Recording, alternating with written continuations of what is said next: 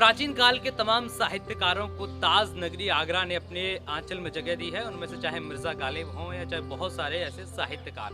लेकिन पढ़ने के लिए आपके पास अगर कोई बेहतरीन जगह ढूंढ रहे हैं तो आगरा की जॉन्स लाइब्रेरी है, और जॉन्स लाइब्रेरी पालीवाली पार्क में मौजूद है। लेकिन इस लाइब्रेरी का नाम अब बदलने जा रहा है। क्या होगा? जॉन्स लाइब्रेरी का नाम अब स्वतंत्रता सेनानी और संघ के वरिष्ठ प्रचारक अधीश के नाम पर रखा जाएगा।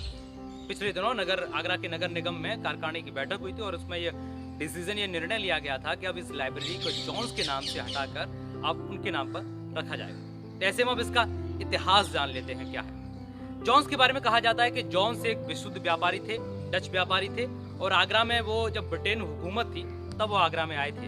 उन्होंने ही जॉन्स मिल की स्थापना भी करवाई थी। और ऐसा माना जाता है, ऐसा कहा जाता है कि 1922 के आसपास, क्योंकि जॉन्स को भारतीय कल्चर, भारतीय साहित्य से बेहद प्रेम था और इसी साहित्य की संकलना के लिए उन्होंने सबसे पहले जो लाइब्रेरी बनवाई थी वो आगरा के सदर में बनवाई थी, नंद टॉकीज के पास, और वहाँ पर लगभग 40,000 के आसपास किताबें हैं। लेकिन कहा जाता है कि बाद में पालीवाल पार्क की जो इस समय जो जॉन्स लाइब्रेरी है, ये यहाँ पर उनकी रंगशाला हुआ करती थी। जब जॉन्स का बुरा वक्त शुरू हुआ तो उसने साहित्य की ओर अपना पड़ाव बढ़ाया और उन्होंने 1922 में इस जॉन्स लाइब्रेरी की स्थापना करवाई। वर्तमान समय की बात की जाए तो उसमें लगभग 12,000 के आसपास किताबें हैं, दुर्लभ पांडुलिपियां हैं और लगभग 4,000 के आसपास लोग इसमें सदस्य हैं, पढ़ने के लिए आते हैं। अब बात कर लेते हैं कि आप उसके सदस्य कैसे बनेंगे। तो इसके लिए सीधा आपको जॉन्स लाइब्रेरी कहाँ आना होगा। इसके लिए आपको एक फॉर्म भरना होगा। टोटल 250 रुपये का खर्चा आएगा और इसके आप सदस्य बन सकते हैं। हालांकि अगर आप किताबें घर ले जाना चाहते हैं, यहाँ से घर पढ़ने के इच्छुक हैं, तो आपको उसके लिए एक्स्ट्रा चार्ज भी वसूला जाएगा। लेकिन साहित्य के खजाने की एक अनूठी विरासत है अपने आप में, जहाँ पर 12,000 किताब, एक शांतिपूर्ण वातावरण, क्योंकि शहर के पॉइंट में है, पालीवाल पार्क है, शहर का शोरगुल ट्रैफिक के शोरगुल से बिल्कुल दूर है, तो यहाँ पर पढ़ने वालों की संख्या भी ज़्यादा है।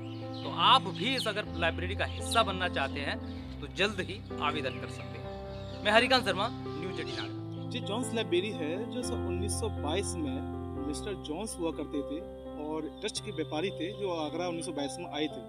उनके ही कार्य में उन्होंने एक मिल की स्थापना की थी जो जॉन्स मिल के नाम से आज भी जगह का नाम है। और पढ़ने के साहित्य में उनको भारत की संस्कृति से बहुत लगाव भी था, तो उन्होंने एक लाइब्रेरी का पालीवाल पार्क के अंदर उसकी स्थापना करी, जो उसका नाम पहले सिटी पार्क के नाम से जाना जाता था। उसको धीरे देते नगर निगम के कार्य में आने लग गई, सभा लगने लग गई।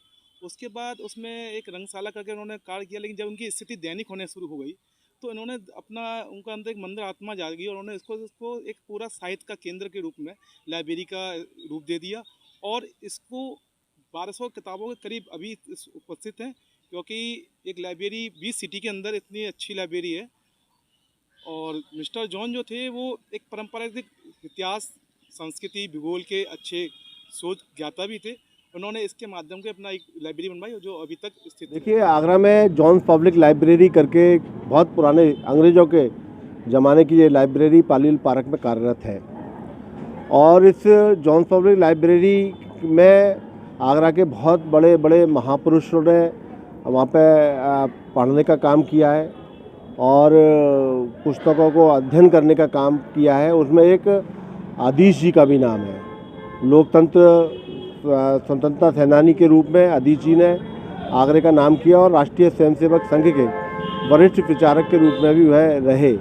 तो उनकी याद बने रहे। आगरा के नागरिकों को, आगरा के नौजवानों को ये पता रहना चाहिए कि अधीश जी कौन है, तो उनके नाम को याद आते रहे वो। तो जॉन्स पब्लिक लाइब्रेरी का जॉन्स मिल लाइब्रेरी का नाम बदलकर हमने आदरणीय अधीश जी के नाम पर उस लाइब्रेरी के नाम का प्रस्ताव पास किया है। इसका बहुत जल्दी आने वाले समय में विधिवत रूप से इसका हम कार्यक्रम भी करेंगे।